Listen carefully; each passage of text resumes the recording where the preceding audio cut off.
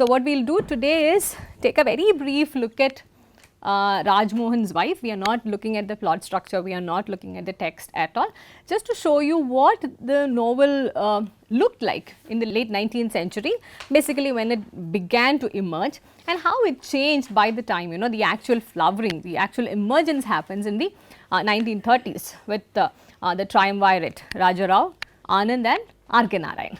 Right. So, there has been very little critical interest as far as this novel Rajmohan's wife is concerned, and whatever little we find is we can mostly attribute it to the writings of Meenakshi Mukherjee. She is the one who wrote the introduction to the later editions of the novel. She is also the one who wrote an essay length work on Rajmohan's wife, looking at it from mostly from a historical perspective, from a cultural, socio-cultural perspective. Yeah. And who is this fellow Brajendranath Banerjee? What is his connection with Bankim Chandra's novel? There is an entire preface that he has written, a very brief preface. You see this page, which this is the preface to the novel. This novel in fact was first serialized in 1864 when it came out. It was serialized, and only in 1935 was it published in a book form, yeah, which is like given the time lag, it's pretty late in the though it's like early 20th century, it's pretty late given the time lag from 1864 to 1935. And it's not as if the novel enjoyed any kind of success, a commercial success, or it enjoyed wide readership. Yeah. And but nevertheless, it's said that compared to many other novels of those times, it is a highly readable novel. There is a plot structure which you can follow. There is something that you can relate with. Yeah. So that's it. Brajendranath Banerjee is the one who is supposedly who took care of those missing links, the gaps in the novel, and published a book long edition in 1935. The novel was incomplete as Bankim Chandra had left it. So he had also taken care of all those missing aspects and missing links as well. Yeah. So this was neglected in such a way that Meenakshi Mukherjee writes in her work, out of the 75 essays included in the massive 700-page centenary volume Bankim Chandra Essays in Perspective, published by the Sahitya Academy in 1994, not one focuses on Rajmohan's wife. And this work has generally been seen as a false start for Bankim Chandra. Why was it seen as a false start? Yeah, and the rest of the work also enjoyed him a lasting position in Bengali literary history. But this work was neglected. It was seen as not one of his. It was not seen as one of his commendable works. The two for a very long time. Even today, when we look at it, it's mostly in terms of a historical archival interest. Though Meenakshi Mukherjee also tries to do a different kind of reading with it. But otherwise, when we talk about Indian fiction in English, it is very unlikely that one would find this novel interesting to discuss. Yeah, that it could be for the limitations which were part of the genre, because it was a very young genre then, it was just beginning to emerge. He was also experimenting at some level. So, anyway, Meenakshi Mukherjee looks at the novel in a very different way altogether. Even if we are not interested in the novel per se, I encourage you to take a look at that essay which she writes about Rajmohan's wife, the first novel, because the way she has been able to weave in a lot of things and using this novel as an entry point, that's a in terms of a methodology, in terms of the narrative and the argument that she is building up, it's good to follow those. So just like she does with most of her other essays, what she does is she begins to focus on the genealogy of the novel. She says it's very important to trace a genealogy, because it would not be entirely right to see this always as an offshoot of, always as a byproduct of colonial modernity alone. And in terms of complicating the ideas of modernity, complicating the ideas of the empire. I mean, I don't know how many of you had attended day before yesterday's keynote address, the last keynote address as part of a conference. Yeah. So he was also telling us extensively about the need to focus on the other kinds of modernities, the other kinds of colonial interventions which were available. Though Meenakshi Mukherjee does not directly engage with those sorts of alternatives, I think for a larger reading it is also important to be alert to the possibility of different kinds of modernities available. So, here in Meenakshi Mukherjee's work we also find some of the initial steps being taken to move away from the only way of looking at Indian English novel as the offshoot or the byproduct of British colonial modernity. She also gives a very interesting description for the novel, a genre shaped in India by the contending pulls of colonial education and indigenous traditions of storytelling.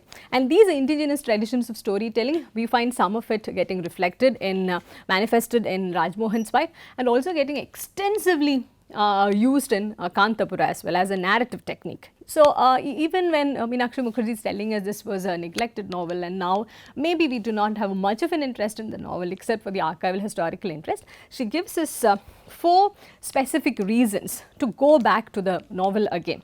First of all, it is in terms of its approach, it is a realist novel. So, it is realism in the representation of East Bengal, and she says this has been very useful in giving us an insight of what had been happening, particularly in the middle class life of East Bengal during that time in the late 1800s.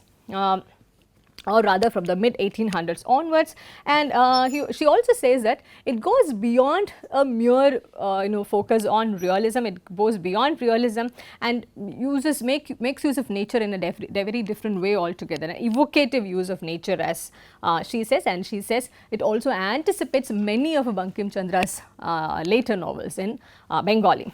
And secondly, this novel Rajmohan's Wife, she argues that it is an attempt to foreground the ways in which home and the world are inextricably linked. Yeah? On the one hand, we have a very domestic oriented plot where the story is about this female protagonist Matangini, and also about how her choices, how she is confined in domesticity and how her personal choices are also fraught with a lot of other compulsions, familial compulsions, societal compulsions, and also the larger scene of the colonial administration, the legal interventions, all of those they play a role at various levels. So, here Mukherjee identifies a novel where this tension is brought about quite effectively, and at some level we can even see that this tension is more evident in Rajmohan's Wife, the tension between the home and the world, the ways of the home and the ways of the world, yeah? And how this tension is brought about beautifully in Rajmohan's Wife, maybe even compared to a novel like Kanthapura, yeah? Where we do not have a lot of complications getting foregrounded. Yeah? The author has not really complicated the idea of nationalism. On the other hand, we find Bankim Chandra complicating the idea of tradition, the idea of modernity, even having a protagonist, a female protagonist who is even willing to go beyond the boundaries of home, boundaries of domesticity. And thirdly, she says this is an early statement about the status of women in India, status of women in colonial India, where they were fraught within these aspects of helplessness, of claustrophobia, and about incompatible marriages. So, it was rather bold, given that this was one of the first attempts, and also talk about all of these concerns, and at a later point also we can see that these concerns, they come back to Indian English fiction. They are recurrent themes about the women caught in incompatible marriages, women who are trying to get out of the traditional boundaries of home, etc. And finally, the aspect of language. She says language is a very important concern for us to go and revisit this novel Rajmohan's Wife. And she also asked this question, why did he write in English? Why did he choose to write in English? Because we really very well know why he moved away from English and adopted his native tongue. So, why didn't he in the first place start writing in Bengali itself? What was the need to approach English as the first choice for his creative expression? Yeah, she says maybe there was this possibility of having a reader in the British administrators of India. Yeah, so she does not dwell at length on that, and she talks about how all of this is like interconnected. Yeah, in her own words, the interconnectedness of culture, language, narrative voice, and implied readership. Yeah, for example, we don't have much time to dwell at length on it, about the connection between the narrative voice, the particular descriptions, and the implied reader. For example, if you are giving in Rajmohan's wife, he gives a detailed expressions of the courtyard, about the everyday village scenes that everyone is used to. So, to a native Indian reader, those sort of descriptions are not needed. Yeah. So, but to a foreign reader, to a British administrator, many of those things required. It's like, giving a glossary along with the novel, but the glossary is not separate from the novel, it is built into the novel. So, there would be a number of descriptions which would seem redundant to the Indian reader. The same case to a very certain extent, we can, to a very large extent, we can find in Kanthapura and a number of other novels as well, because there is this because even when the authors are writing, there is a sense of, the author could be someone who is not familiar with whatever, our native traditions or our native geography at all. So, it becomes important to give certain sense of, adopt a certain kind of a narrative and also give descriptions in a particular way. And she also, like she does in most of her other works, brings together the literary and the non-literary inquiries. Though this is a dated text in terms of, in terms of many contemporary events that we talk about, she also situates Rajmohan's wife in the complicated scenario of publication, distribution, marketing, all of that, about the idea of readership, how that influences certain kinds of writing, how that privileges certain kinds of authorial voices, etc. Yeah? And also and at length she dwells upon the various aspects of the novel, and she also in between alerts us to the fact that by 1870s, it was not as if Bankim Chandra entirely gave up writing in English. Yeah? He was convinced that English is a language for polemics. You can have any kinds of discourses, argumentative discourses, writings about the tussle between tradition and modernity. English, he thought, is a useful medium for that, but not for this creative expression. Yeah? And he also, in his own words, he used to think that if I do not write in English, how will that be accessible to the others? Yeah? So, it continues to be, though he gives up writing in English, it continues to be fraught within these various things. Yeah? So, we will not go into the details of Rajmohan's wife as a novel. Now, we come directly to Kanthapura. Before I start speaking anything about Kanthapura, I want you to quickly tell me whatever you have gathered about Raja Rao or Kanthapura, any of those initial things that you have gathered about the novel. Yes, Rani, you want to begin? I found that in many, it's supposed to be a old lady narrating the incidents, and however, and so there is this in the narrative we could find that there is this already assumed. It's already assumed that the person she's talking to is very much aware of the Kanthapura people or the setting itself, even though he tries to describe the city or describe few behavior of the people. City or the village? The village. Sorry, yeah. And also Kanthapura is Kanthapura is a village. Yeah. Yeah. Any other thing? Anything about Raja Rao? Huh? Sentence structure, so it's slightly funny. Yeah. In the sense that it was different from how we write the punctuation marks and the continuity of the sentences. It was choice of words. Yeah.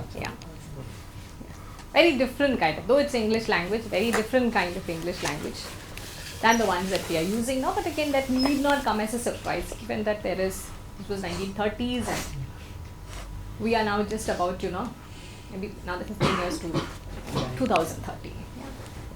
Yeah. So, anything about Raja Rao that you gathered?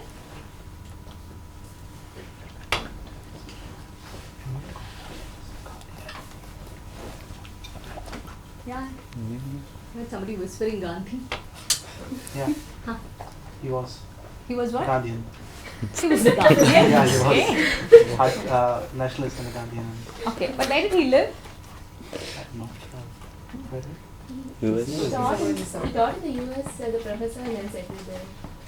Indian philosophy. Yeah, he was in 1929. That's when the nationalist movement. Yeah, he was a Gandhian and he did write about it extensively. But just when the nationalist movement was gaining momentum, in 1929 he leaves India. He lived in France for a while. He taught philosophy in Texas, I think, at the University of Texas, and he continued to live there. Till his death, he was not residing in India at all. He, some trivia, he married thrice, to three different, got married to three different foreigners, and there was very little connect in that sense that he had with India. I want you to keep this at the back of your mind when you are talking about the novel, about this novel, which is also seen as, the novel which gives us a microcosm of the nationalist India, the novel which is talking very fervently about everything that is Indian, not even the urban metropolitan India that, which was also part of India. It was not about Calcutta.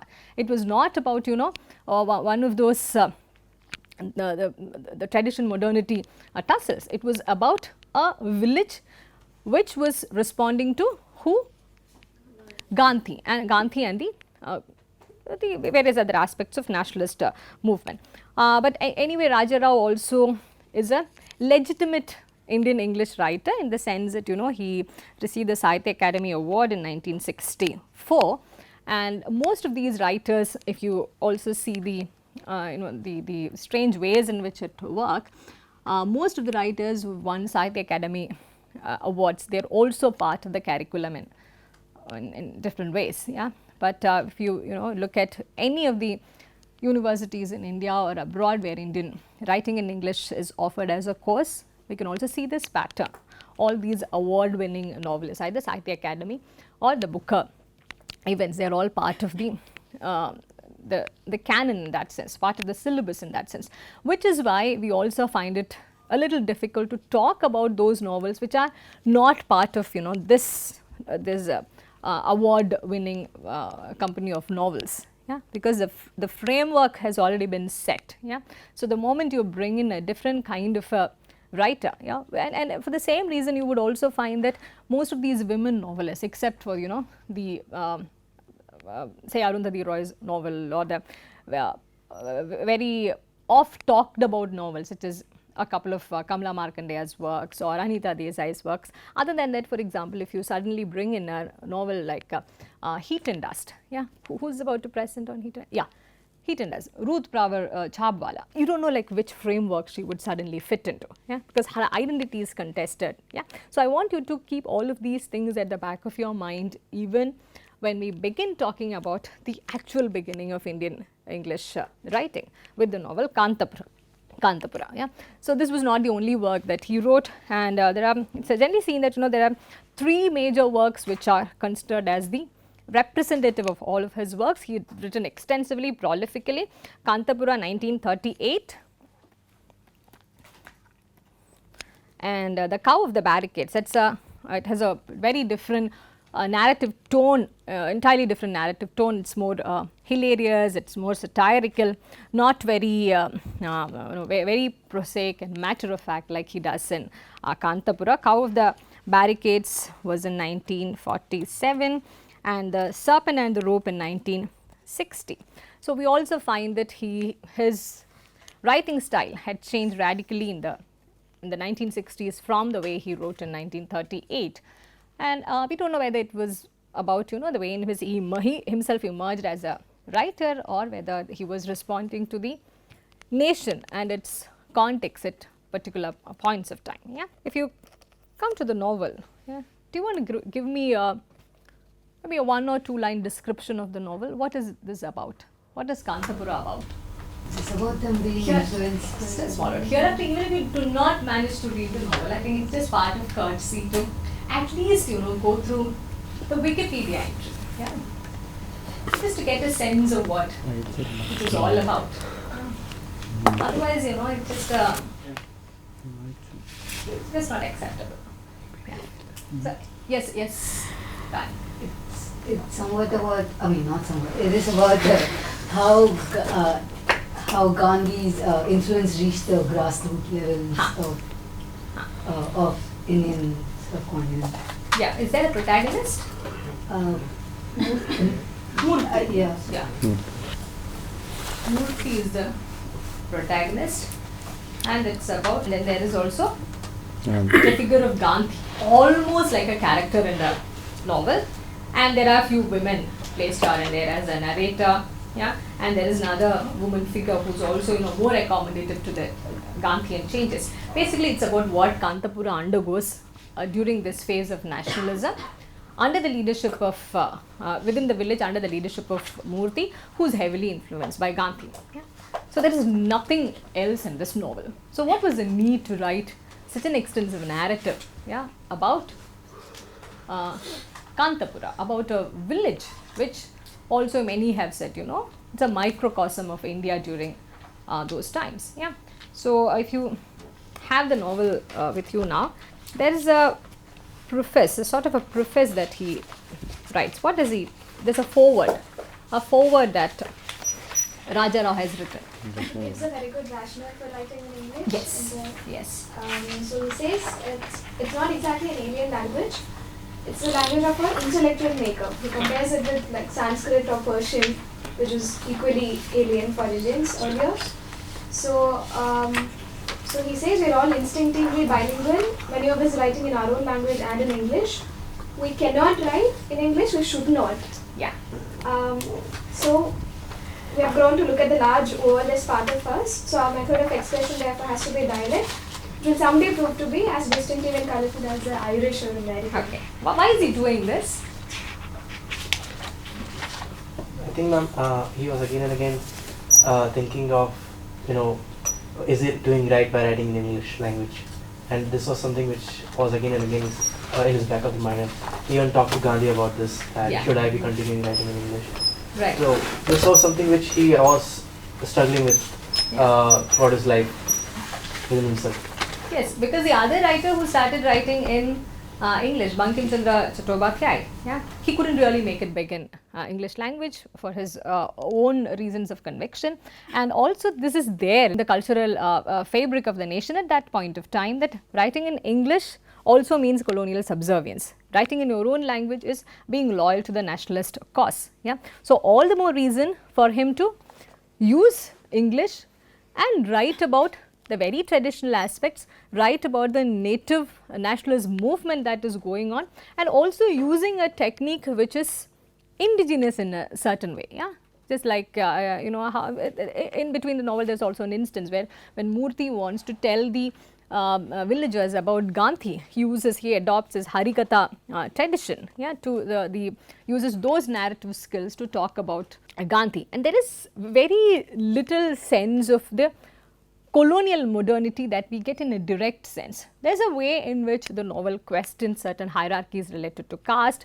whether they talk about the need to get rid of the superstitious beliefs, but those are not presented as part of colonial modernity. Those are presented as part of Gandhian reform movements. Those are presented as part of the initiatives by Indian National Congress. Yeah. So today what we'll do is we'll just go through some of the excerpts from the first part of the novel, and before that, how many of you have this edition which has an introduction by C.D. Narasimhaiah? So this introduction by C.D. Narasimhaiah, it's also considered as an introduction which made sure that this remains as part of the canon. It's a very traditional reading of the novel which really celebrates the novel in different ways. It's not a different kind of reading at all, but it's important for us to know what were the aspects that C.D. Narasimhaiah highlights to be able to identify Kanthapura as one of the earliest as well as a most significant output of the 1930s and 1940s. Yeah. And coming to the novel, this is how it begins. Our village, I don't think you have ever heard about it. Kanthapura is its name, and it is in the province of Kara. Yeah. Who is this narrator? The name? Rachika. Yeah. So this woman is? Rachika. It's actually what? No, I never could figure out what your name was through the book. Okay. Yeah. How did you figure out, Anandjit? It's mentioned. Somebody calls. She only mentions it. Yeah. So this is Achaka, and who we apparently she gives a very non-objective very objective and very non-committal reporting of the entire scene. But on hindsight, when we look at the novel, the sort of techniques that it employs to tell the story, yeah, it's a very clear sense that we get that, you know, it's a privileging of the nationalist historiography. Like if you just take away the characters, and even if you replace all of those characters with a set of other characters, even if you, you know, replace the setting of Kanthapura with another village, Rangapura for instance, it will not really make much of a difference. Yeah. So, and even if the narrator is another woman, yeah, it really will not make much of a difference. But maybe at a later point we will also talk about, maybe there will be a difference if the narrator is a Dalit character. Yeah. Here caste you would figure out from the beginning till the end. Yeah. There is caste, but that caste, the telling of that caste, the projection of that caste is also made invisible because, yeah, it is the upper caste rhetoric which is there throughout, which is seen as a mere incidental presence. So, only at a later point, yeah, a lot of critics began to talk about that there is an entire book length work on Kanthapura by Rumina Sethi, yeah, Rumina Sethi, S-E-T-H-I.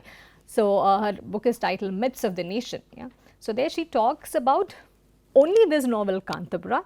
In that sense, it is a fantastically written work, and she talks, uses this novel to show how history slides into fiction, yeah, and how that becomes a very important tool in order to propagate again, you know, the same nationalist historiography as well. Yeah.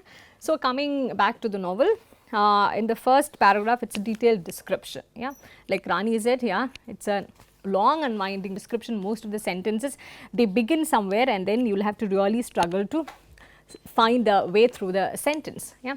And again, you know, let us admit it, this is not a highly readable novel. Yeah.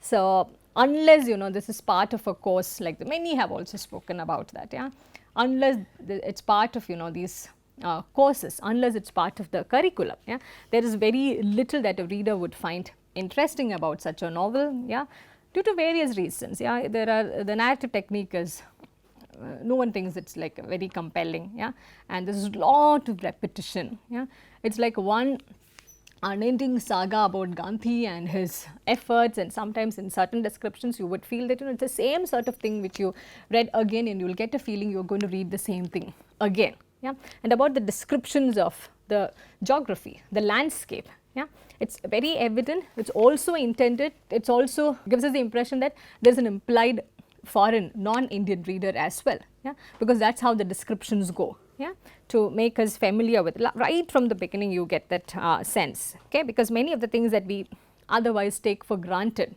are being used as a description about, you know, the carts going through the village, yeah, about how the village roads are muddy, yeah, because otherwise even to our mind, the moment we talk about, the moment we hear about a village in the 1930s in India, a rural setting in 1930s in India, nobody has to really tell us, yeah, it was a muddy road, yeah, or they were using carts, yeah, to as a means of transportation. Yeah. So, these things are there in our imaginary. So, these sort of descriptions which you would come across the novel, it also implies that there is a non-native reader that he has in mind. Yeah.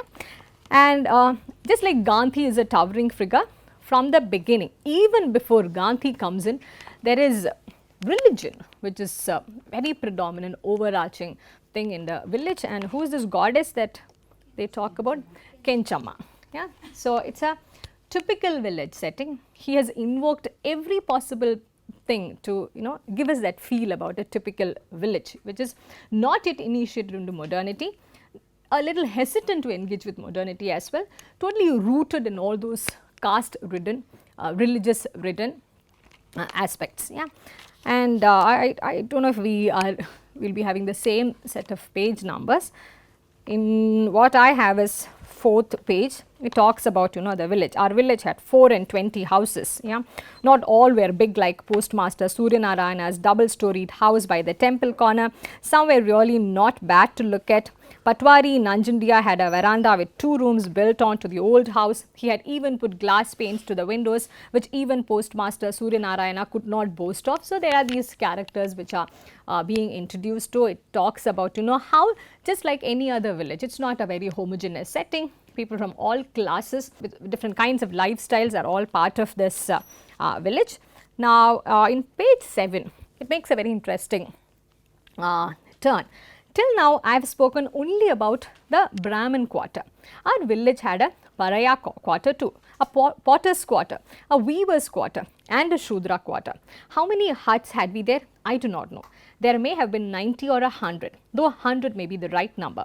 Of course, you wouldn't expect me to go to the Paraya quarter, but I have seen from the street corner Beadle Timmaya's hut. It was in the middle. So, let me see. There were 4 on this side and about 6, 7, 8 that side. That makes some 15 or 20 huts in all. Yeah? And a description follows about, you know, certain others also who inhabit those non-Brahmin quarters.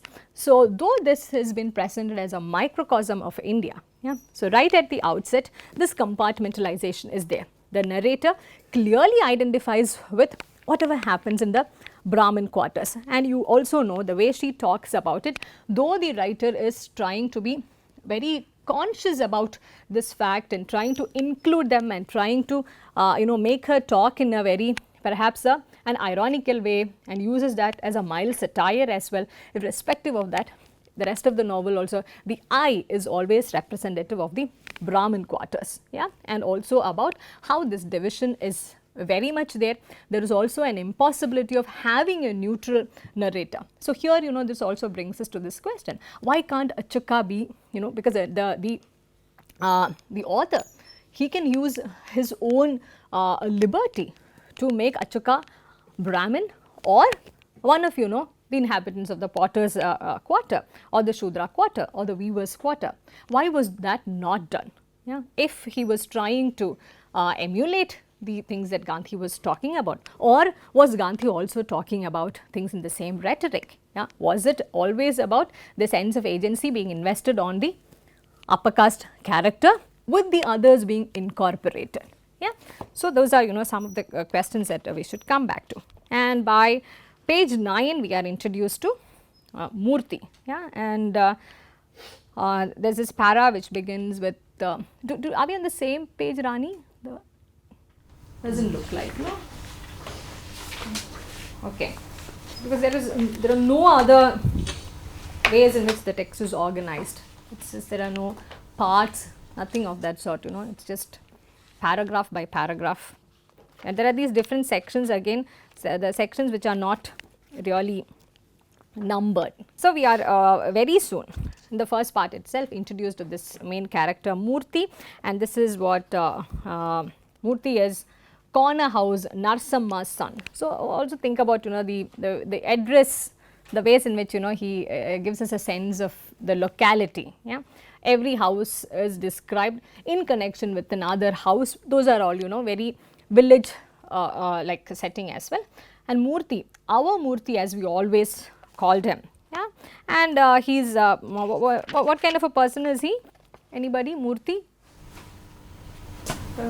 Whatever little you could gather, he is very active in all the village affairs. Yeah, he is at the hem of every single affair, and before Gandhi comes, it is religion. But religion is not shown as a religious affair as such; it's shown as part of, you know, culture, tradition, and Murti is there at the hem of all affairs. And also, you know, how you know he was also known as the Harikatha man. He was the one who would be narrating all of these things using a religion to talk about the many other things which are happening in the nation. And in that sense, Kanthapura is also a village which is a little cut off from the nation, if you when you talk about you know, those, because otherwise we don't see any signs of unrest. We don't even find any ways in which the British are intruding directly. So, it's also about something which happens in a distant India, and they are also participating in that struggle in certain ways or the other. Yeah? So, there is no direct contact between the colonial administrators and the villagers. We do not find that much in this novel. And in page 13, it is in the same section where Murti is first introduced. Here Murti is being introduced as a very different kind of a character who doesn't mind going to those potter's quarter and the weaver's quarter and the Shudra quarter. Yeah, and the narrator says, I closed my ears when I heard he went to the Paraya quarter. We said to ourselves, he is one of these Gandhi men who say there is neither caste nor clan nor family, and yet they pray like us and they live like us. Only they say one should not marry early.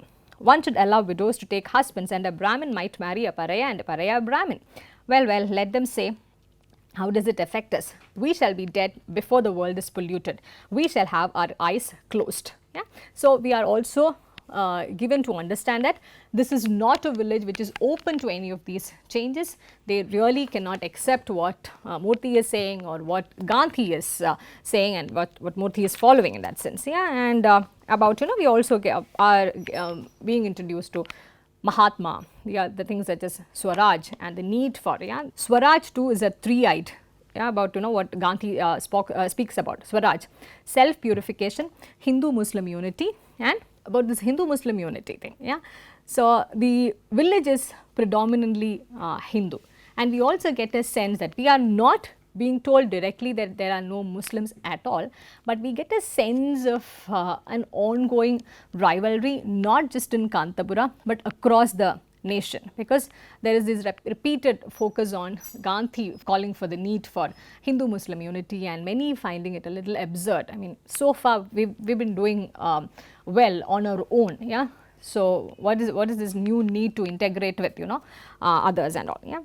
And about the reference to Mahatma as a saint, as a holy man. So, this again in many of the works from the subaltern studies point of view, many have argued that this positioning of Gandhi both as a political leader, in fact more as a saint and less as a political leader, that did a lot of good to the nationalist movement in a certain way, and that was also responsible for the movement being perhaps restricted in certain ways, not taking into account the peasant rebellions, or not taking into account the alternate kinds of things that emerged as part of it. So, this image of Mahatma being not just a political leader, but also a saint, that is also being invoked throughout the novel as well.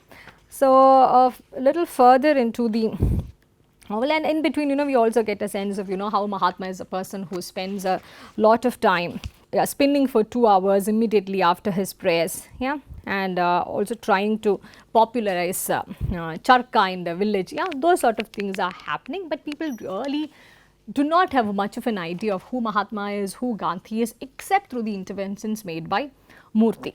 And there is this character Rangama who is being introduced, because it is in Rangama's house that Rangama's house was now becoming something of a congress house, and there they were always piling books and books, and they even had brought spinning wheels from the city.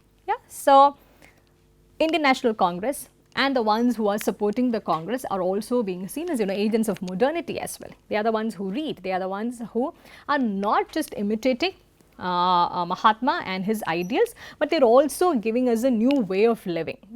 Rangama is also seen as an outsider in a certain way, but she cannot entirely be an outsider because of the caste status and the other privileges that she enjoys. So, there is a kind of legitimacy with these the presence of the upper caste and their involvement with the Congress and with the with Gandhian movement. It also brings in.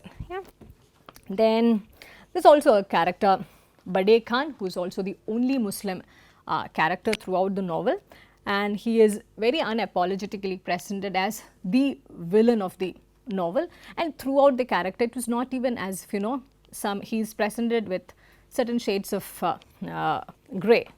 It is a very black and white description of Murthy versus Bade Khan, or the International Congress versus the Bade Khan, and the choice of Bade Khan as a Muslim character, again one begins to wonder whether that is entirely like serendipitous, or whether it was just an incidental fact, given that Murthy is a Brahmin figure and Bade Khan is a Muslim villainous character. So, at some point in the novel, even this thing of the caste business is coming in as a threat from the Indian National Congress and from Gandhi. So, when there are boys like Murthy who should safely get married and settle down, they begin this Gandhi business. What is this Gandhi business? Nothing but weaving coarse handmade cloth not fit for a mop and bellowing out bhajans and mixing with the parayas. Parayas now come to the temple door, and tomorrow they would like to be in the heart of it. They will one day put themselves in the place of the Brahmins and begin to teach Vedas. I heard only the other day that in the Mysore Sanskrit College, some parayas sought admission. Why? Our beadle Timaya will come one of these days to ask my daughter in marriage. Why shouldn't he? Yeah. So this fear of the other, this fear of the lower caste invading the spaces which the upper caste are dominating, that's very much part of this narrative. He is trying to reject it in many ways, but what is very alarming is not the way in which this novel presents it. Yeah. At a later point, when we talk about Arundhati Roy's God of Small Things, it's the same thing which comes in again. Yeah. There are these upper caste characters who wonder, these lower caste, these parayas over there. These parayas, what will he do? He will also get educated, and tomorrow he will also want to sit in the same table with us, go to college just like one of us. Look at the way they dress. Yeah. So the rhetoric has not really changed when it comes to the responses to modernity in terms of caste. Yeah. So this these sort of interventions are useful in identifying those sort of ways in which caste and the attitudes to caste have remained frozen in time, yeah, at least in the space of Indian English fiction, if not in the other spaces. If we can say that this novel is a representation of what we see outside, even at a later stage, if whatever is being written in the Indian English fiction or in the other kinds of fiction, if that is a mirroring of whatever we see outside, yeah, then these attitudes, it's useful to identify the trajectory of those kinds of attitudes. And about how just like the lower castes are being located as the other, there is a way in which the Muslim, here the novel talks about those terms as the Mohammedan. Yeah? In the same vein, they are talking about somebody who married a Mohammedan, that is horrible, and they also wondered. Here what is very interesting is, while all of this discussion is going on, Rangamma, who is the supporter of Indian National Congress, who has sort of opened up her house for all of these things, Rangamma whispers from the corner, has the Mahatma approved it? I don't think so. He always says, let the caste exist, let the separate eating exist, let no one community marry with the other. No, no, no, no. Mahatma is not for all this pollution. Yeah. So at some level, though the novel is conservative to a very large extent, there are these critiques that emerge occasionally, because there is no active amount of critique available even from the nationalist Gandhian rhetoric for promoting interdining. Interdining is something that Ambedkar and his followers talk about. Intermarriages are again not promoted by the Gandhian followers. It's again something that the Dalit leaders were talking about. Yeah. So these sort of things, they do emerge in between, but they are not really allowed to take up much of a space. And also very conveniently, whether we do not really know, there is no way in which we can know whether Raja Rao had inserted those things deliberately, but the way in which the earlier critical writings were being promoted, let's say from C.D. Narasimhaya onwards, they just chose to not to look at those things, yeah, and only highlight the ways in which the novel glorifies the nationalist movement and glorifies the image of Mahatma in many different ways. And caste continues to be a central issue in a number of occasions in the novel. It comes into being in terms of interdining, in terms of marriage, in terms of because the moment they begin to talk about the Indian National Congress or the Gandhian ideology, trying to include everyone, the concern of the dominant castes are also about are they also going to come in? Yeah. So again, we are also being introduced to that point of time in history when everybody was not equally locating the colonial other as the enemy. Yeah. The colonial administrator was not even there. It was the other caste and the other religion which were emerging as the more formidable enemies, compared to the ones who are living in the potter's quarter, or the ones who are living in the Paraya quarter, or the Mohammedan and the Bade Khan. Yeah? The colonial administrator in comparison came across as more benevolent and more acceptable as well. Yeah? So, and this was the only thing in the only in the caste aspect we find the villagers also rebelling a lot when it comes to accepting the Gandhian rhetoric. Whether the Gandhian rhetoric is the the right kind of anti-caste rhetoric available to us, that is certainly a different question to come back to.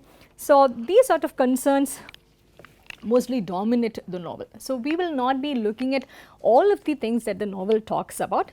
So, one or two things that we will focus on, which we will do in the next session, yeah, about the way the novel talks about caste and how women are being appropriated into this movement. Yeah. So, this sort of an initiation into the anti-caste rhetoric, into the gender question, it will be useful to keep that as a framework even when we talk about certain other novels at a later point. Yeah. And more importantly, as a corollary to all of these things, how the figure of the Mahatma is emerging. Yeah. It is not even, there is no reference to him in any other way. Yeah. It is mostly Mahatma in just a couple of places, Gandhi. Yeah. It is the figure of the Mahatma emerging as the most important figure of the nationalist movement, and also how very unapologetically, very uncritically the space of Indian English fiction has also adopted that stance. Yeah. Because if you look at any of the novels of the early period of the 1930s and 1940s, which do have a resonance of the Gandhian movement, we do not come across any active discussion of the dichotomies which were part of that time, the Gandhi versus Ambedkar debate, yeah, for instance, yeah, which is why a lot of Dalit scholars, a lot of Dalit writers, they really could not accept these as the starting point, the narratives which were completely dismissive of the other stories which were part of it, not as if this is absent in just one or two points. It is the absence is there throughout, and very briefly these things are being discussed again, not to discuss them as two different points of view, but to discuss them as opposing points of view vis-a-vis the Mahatma rhetoric or the Indian National Congress rhetoric. So, we will call it a day.